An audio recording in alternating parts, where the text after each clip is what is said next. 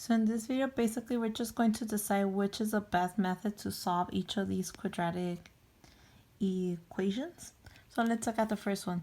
This equation is written in vertex form. Whenever you have an equation in vertex form, or one side of the equation for sure is in vertex form, I would go about taking square roots, because all you have to do is just use inverse operations to solve for x and find your solutions.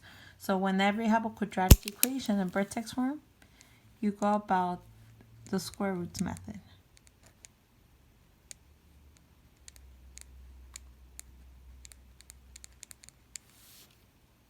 In the second one, this is not in vertex form, but what we're going to do is we're going to check if this is factorable. Like, all of these are not in vertex form, so it's always good to check if they are factorable. And if they're not factorable, then we can decide if to use a quadratic formula or complete the square. Taking square roots is out of the picture because they're not in vertex form. So we're going to check if they're factorable and then decide a quadratic formula or complete the square.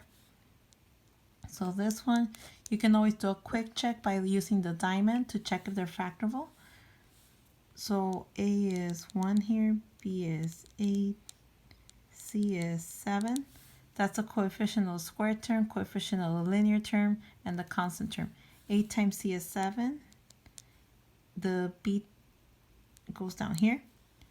And then I'm going to find two numbers that add to 8 and multiply to 7.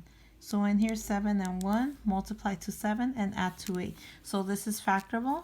So this quadratic equation, I would solve by factoring. And now this one right here. This one, we're going to check if it's factorable. Always check if they're factorable. So A is 1, B is 8, C is 11. 1 times 11 is 11. And then B is 8. In here, the only factors of 11 are 1 and 11. They do multiply to 11, but they don't add to 8. So this one cannot factor. You cannot factor. So that doesn't work, okay?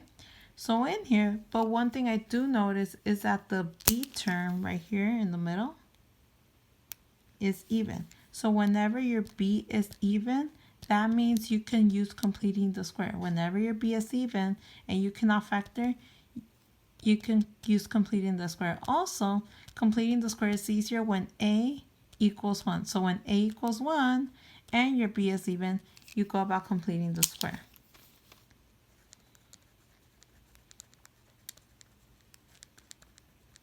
It is possible to complete the square when your A is not 1, when it's a number like 2, 3, 4, etc.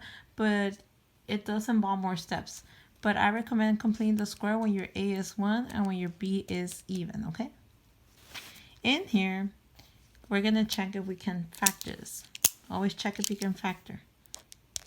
So A is 1, B is 9, C is 11. 1 times 11 is 11. The coefficient of the linear term, the B goes down here. My only factors of 11 are 1 and 11. They do multiply to 11, but they do not add up to 9. So this is not factorable. In here, I would not complete the square because the B is not even.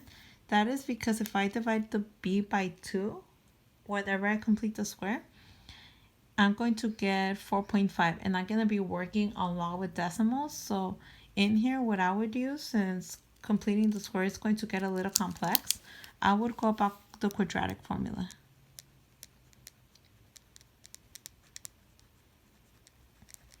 And that is because my B is even.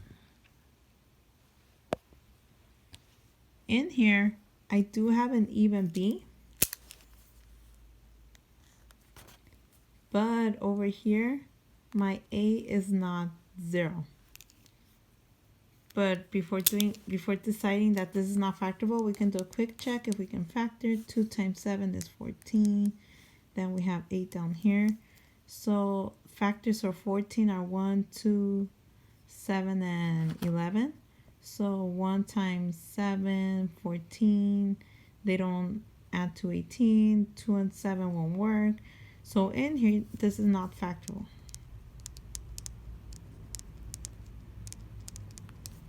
Yet, now I'm left with quadratic formula or completing the square. Like I said earlier, I do have an even b, but a in here does not equal 1. So a is 2 in here. Because a is 2, and I'm going to list them. A is 2, B is 8, C is 7. Because a is a number that is not 1, completing the square is going to get more complex. So what I would use is the quadratic formula